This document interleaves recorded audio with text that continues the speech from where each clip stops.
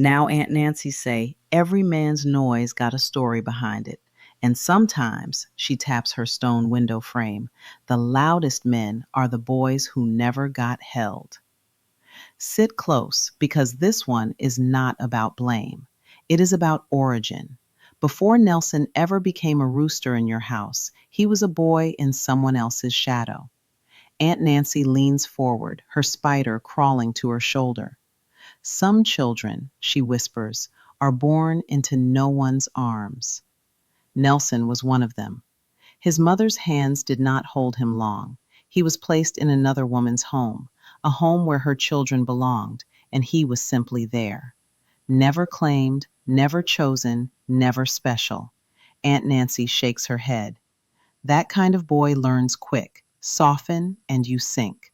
So he hardened, learned silence, learned not to need, learned not to expect, learned that affection is something that happens to other children.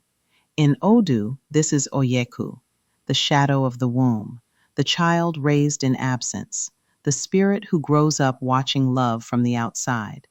And Okanran, confusion, defensiveness, identity built like patched cloth, noise used to cover wounds. The combination? A man whose entire masculinity formed around surviving, not loving. A rooster built in a cold coop. But a child who grows up unseen never forgets the shape of that darkness. You think a person outgrows childhood? No, childhood becomes the blueprint. Nelson grew in a household where every kindness had conditions, where every plate of food had a price, where every smile came with suspicion attached. He learned to do chores perfectly, not for pride, but for permission to exist. He learned to observe adults' moods like a scared animal watching the sky for storms.